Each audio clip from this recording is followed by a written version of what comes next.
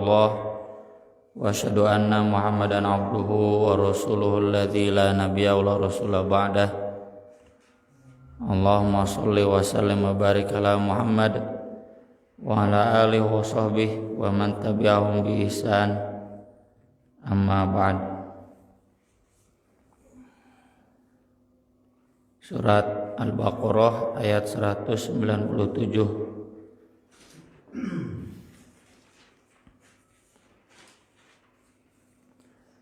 A'udzu billahi minasy syaithanir rajim.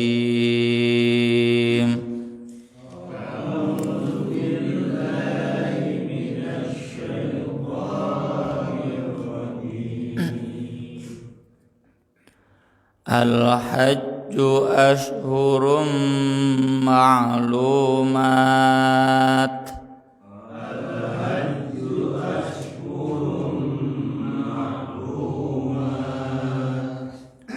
فَمَنْ فَرَضَ فِيهِنَّ الْحَجَّ فَلَا رَفَثَ وَلَا فُسُوقَ وَلَا جِدَالَ فِي الْحَجِّ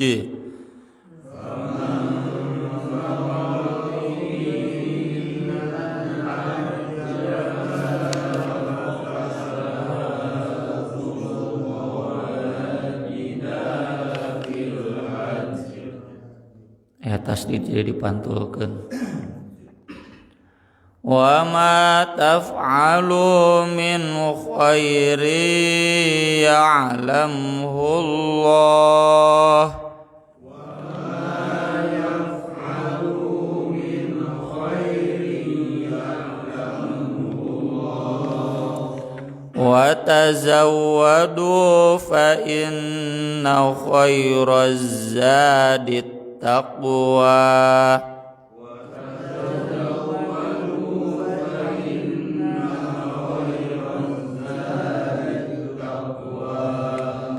Wattaquni ya ulil albab.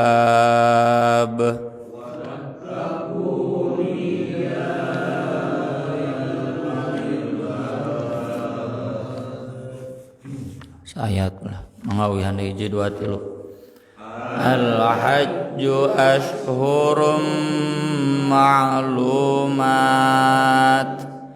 faman farada fihinna al-hajja fala rafatha wala fusuqa wala jidala fil hajj wa ma taf'alu min khairin ya'lamhu Allah wa tazawwadu fa inna khairaz zadi taqwa wattaquni ya ulil albab.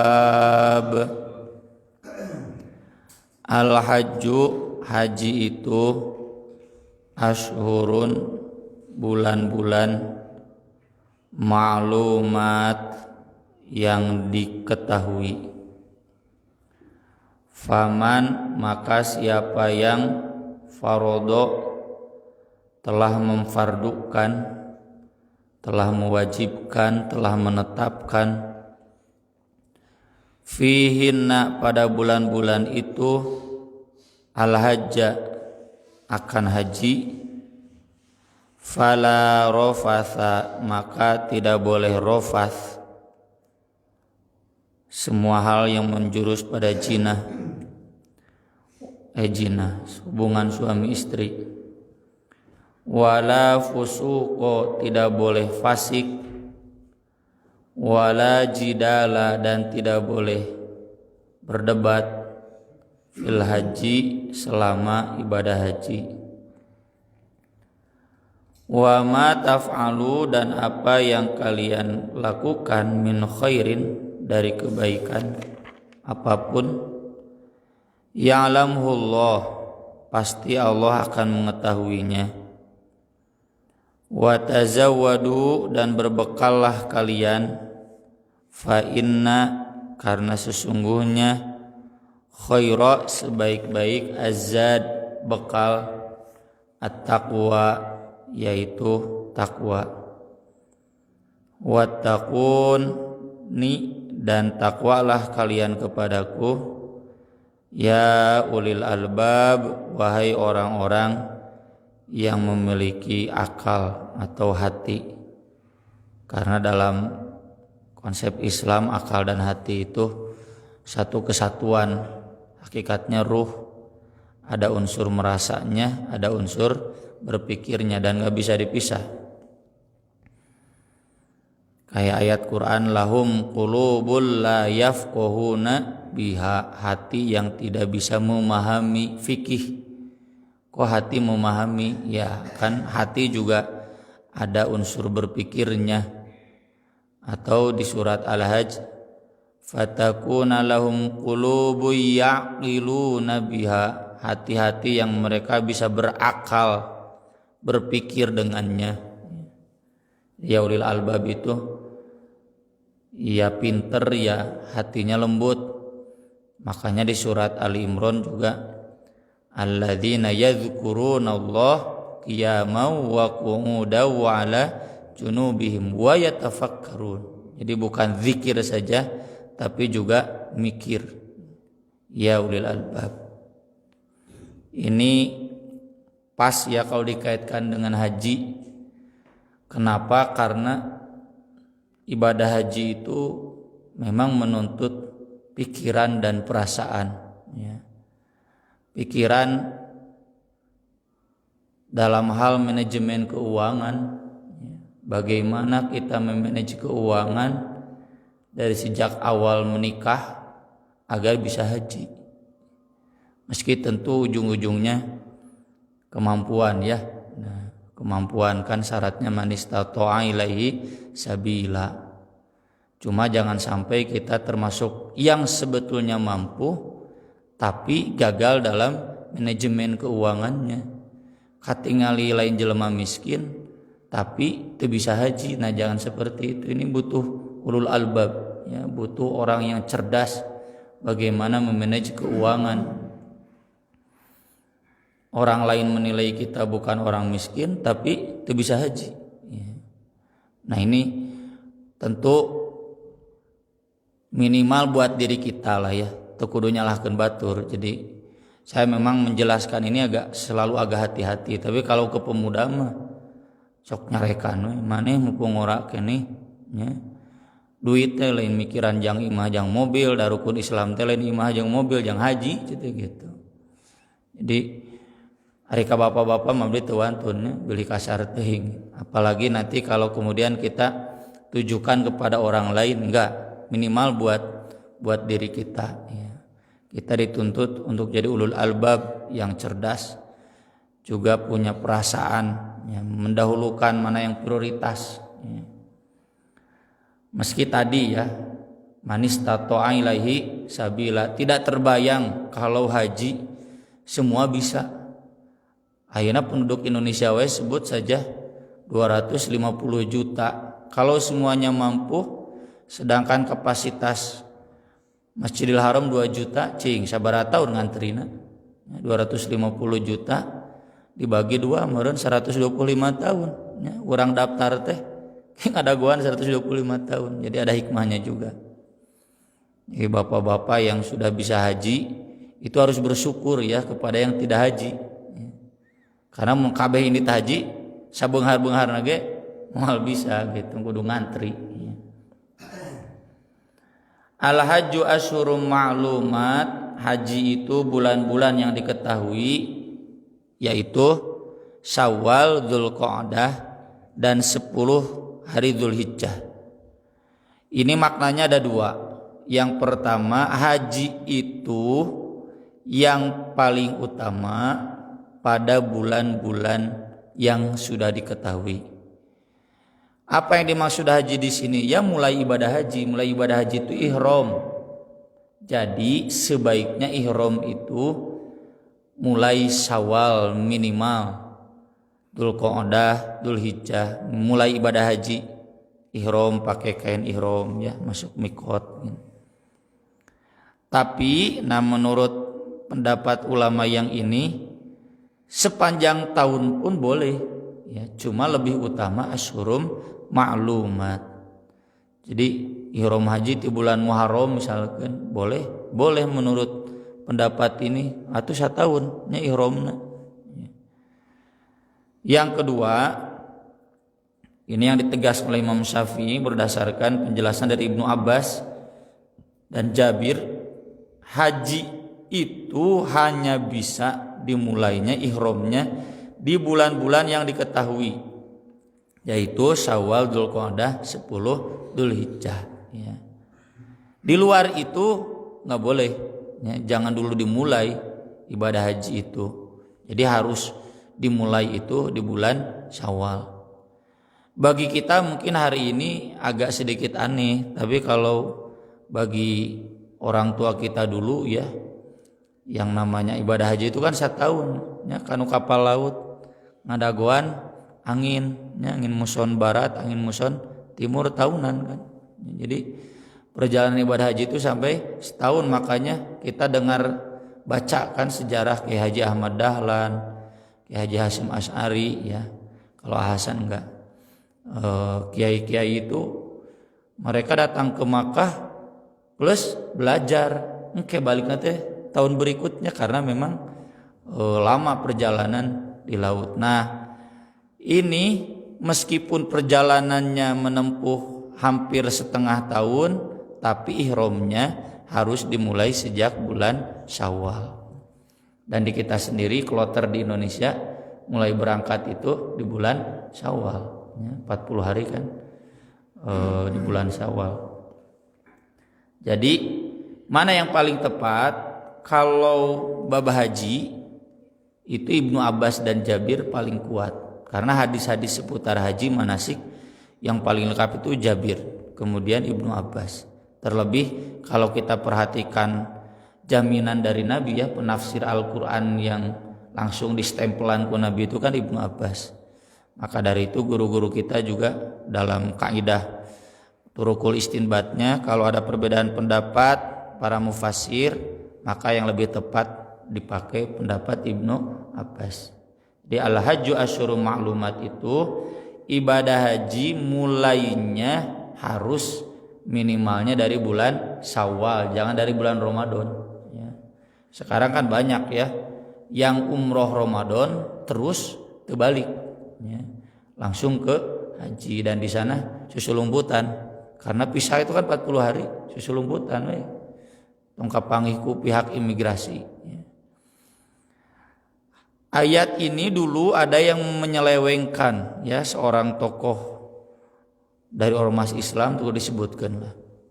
Jadi dia bikin usulan, ada di Republika jadi headline ya, bahkan jadi fatwa bahwa seharusnya ibadah haji itu jangan tanggal 8, 9, 10, 11, 12, 13. Jadi cenah numpuk antriannya. Kan di Al-Quran asyhurum ma'lumat boleh dari sejak bulan Syawal. Enggak saya tuh cenah ibadah haji itu di bulan Syawal ayatnya, Dzulqa'dah ayat pulang gitu. Jangan semua ngagebrek di bulan Dzulhijjah tanggal 8 sampai 13. Jangan. Kenapa? Dalilnya kata dia al-hajju asyhurum ma'lumat ya. Dia sekarang sudah diberhentikan dari MUI-nya, sudah nggak dipakai lagi. Luka kayaknya duka henteu. Nah, pendapat itu tentu salah. Kenapa? Sudah jelas kan manasik haji itu ya, Nabi ajarkan, Nabi contohkan, kita nggak boleh menyimpang dari manasik itu, dan dimulainya dari tanggal 8. Maksud ayat ini mah bukan ibadah haji boleh dari bulan Syawal, tapi menetapkan ibadah haji ihram boleh dari bulan Syawal. Makanya kesananya famang farodo fihinnal hajja, siapa yang mempardukan pada bulan itu haji, maksudnya dia sudah ihram dari bulan Syawal atau Dzulqa'dah atau 10 hari Dzulhijjah awal, fala rofatha, maka tidak boleh rofath. Rofath itu makna yang pertama ityanun nisa, jima dengan istri. Jadi kalau dari bulan Syawal terus sampai tanggal 10 Zulhijjah itu 2 bulan lebih, ya. Yang kedua wa takallum bidzalika lirrijal wan nisa idza dzakaru dzalika bi afwahim, atau sekedar memperbincangkan, ngobrolkeun bab jima antara sesama laki atau sesama perempuan, cara wokah cawokah, ya, itu nggak boleh. Termasuk mengatakan idza halalti asobtuki, cenah mun ke geus tahalul dek langsung we urang jima, ngomong ke istrinya ketika ihram, begitu nggak boleh, ya. Itu harus damnya. Termasuk al-qubul, al-ghamz. Al-qubul itu mencium, al-ghamz itu ngiceupan, nggak boleh. Jadi itu termasuk rofath. Pokoknya harus dijauhi. Dan ini cenah cek nu ibadah haji memang nya atau kan jauh ya. Ada yang jauh dari istrinya, ada yang memang dengan istrinya, tapi kan nggak boleh berhari-hari kan. Kalau mulai terutama yang kiron kan dari Dzulqa'dah lama biasa, ya, birahi tinggi kadituna ngomong teka kontrol. Nah itu nggak boleh dilakukan. Kemudian wala fusuko, tidak boleh fasik. Fasik itu apa? Al-ma'asi, berbuat maksiat. Kalau ini di luar ibadah haji nggak boleh, apalagi ketika ibadah haji. Kalau rofath makan boleh, halal dengan istri. Kalau rofath dengan yang lain mah haram, ya. Tapi fala rofath itu dengan istri pun yang asalnya halal nggak boleh, haram. Nah, fasik ini maksiat itu tentu semua perbuatan maksiat, mau ketika ibadah haji, di luar ibadah haji haram. Wala jidala, dan tidak boleh berdebat. Ini maknanya ada dua. Satu, la mujadalata, tidak boleh ada perdebatan tentang manasik haji, karena manasik haji sudah jelas. Seperti yang sering terjadi di Arab Jahiliyah. Di Arab Jahiliyah ada yang wukuf di Arafah, ada yang wukuf di Muzdalifah tanggal 8. Ini kan ibadah haji sudah ada ya. Jahiliyah juga mengamalkan. Abu Sufyan, Abu Lahab teh haji, ya. Abu Jahal teh haji, Abu Thalib teh. Tapi hajinya haji jahiliyah. Nah, ketika itu silih debat, kenapa di Arafah, kenapa di Masy'aril Haram, di Muzdalifah. Nah, dalam praktik ibadah haji itu nggak boleh ada perdebatan. Termasuk nanti selalu ada perbedaan fikih kan? Ya, misalkan harusnya berangkat ke Mina itu atau berangkat ke Arafah itu pada subuh dari Mina itu. Ya itu tipe tinggi nih. Ngarah naon, ngarah nyalse gitu, teu pas sedak-sedak. Atau ke Mina tanggal 10 kan dari Muzdalifah, harusnya pagi-pagi lempar jumroh itu. Lumayan tipe tinggi nih. Nah, menghadapi fikih yang seperti itu wayahna perehla debat. Ya. Oh, kenapa kamu jangan berdebat? Terlebih memang ya mereka itu, apalagi sekarang itu sudah ditentukan oleh Raja Saudi ya. Contoh kemarin misalkan kita disalahkan ketika ada tragedi Mina tahun 2015. Kenapa? Karena jamaah Indonesia yang kita mohon maaf itu di luar jadwal, harusnya pada asar. Ya maksakeun pagi-pagi, meski sebetulnya bukan masalah pagi-paginya, tapi salah jalan. Ya, kalau Ustaz Rahmat Najib mah aman, ya, jalannya jalan nguriling. Jadi di jadwal yang namanya lempar jumroh itu sunnahnya Nabi memang waktu duha, tapi jamaah Asia Tenggara itu oleh pemerintah Saudi di jadwalnya pada asar. Kenapa? Pagi-pagi mah jang orang Afrika mubararada, lamun teu ke Katines gitu. Jadi sudah dijadwal ku pemerintah Saudi itu agar tidak ada penumpukan di lempar jumroh jamarot.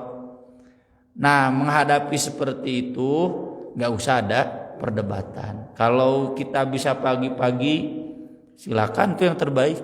Kalaupun tidak mungkin, nurut kadinya nggak apa-apa, nggak usah. Kenapa ini sore nggak pagi-pagi?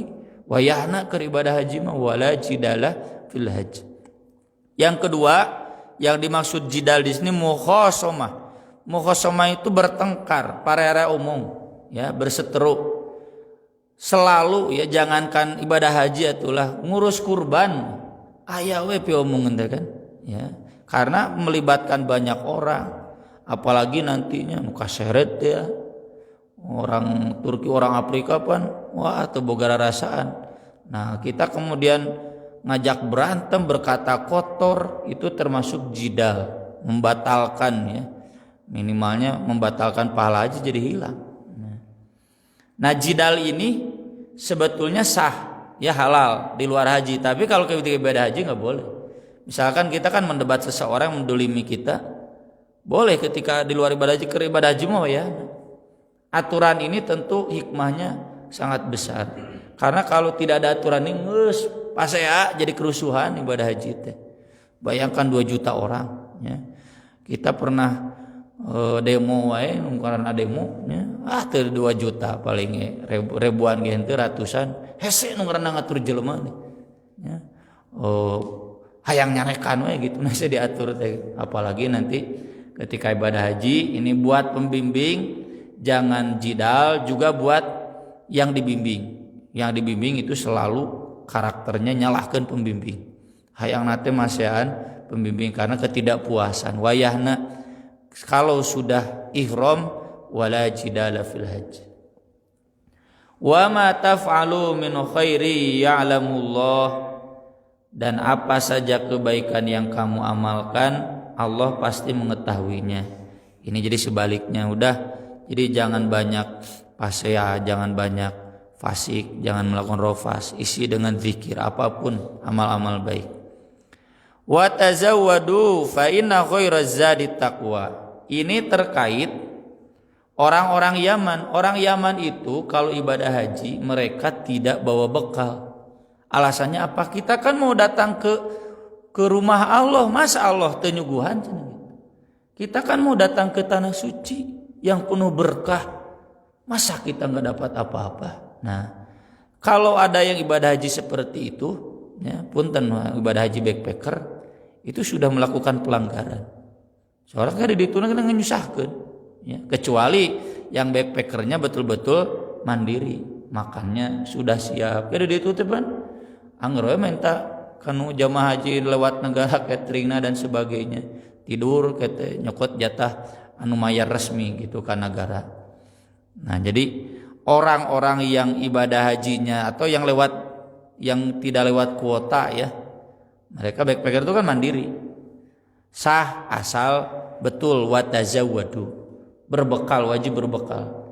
Meski kemudian Allah tegaskan fa inna khairaz zadid taqwa, sebaik-baik punya bekal adalah takwa. Jadi bekal itu kan uang, kesehatan, tapi jangan lupa ketakwaan mental, ya, termasuk ketakwaan ini ilmu. Bisa jadi rahasia nu ibadah haji, komo nu gegedean teu barisa maca bahasa Arab, ya. Kaditu teh ngajantul we naonan gitu. Wan takwa itu dzikir. Jadi wayahna ti dieu keneh sudah tahu apa bacaan-bacaannya, ilmu-ilmu fikihnya gimana, apa larangan-larangannya. Jangan sampai banyak yang dilanggar. Contoh sederhana misalkan nggak boleh, maaf, pakai celana dalam. Mungkin dina pesawat, celana saya pakai celana dalam, itu kan gara-gara kurang takwa. Harusnya sudah disiapkan dengan baik ketakwaannya. Wattaquni ya ulil albab, dan takwalah kalian kepadaku wahai orang-orang yang memiliki akal dan hati. Yaitu diantara aturan-aturan ihram dalam haji, hal-hal yang harus kita perhatikan, apa yang harus dilakukan dan yang tidak boleh dilakukan. Aqulu qouli hadza wa astaghfirullah li wa lakum, subhanakallahumma wa bihamdik, asyhadu an la ilaha illa anta, astaghfiruka wa atubu ilaik. Rabbana atina fid dunya hasanah wa fil akhirati hasanah wa qina adzabannar. Wassalatu wassalamu ala Rasulillah. Wassalamu alaikum warahmatullahi wabarakatuh.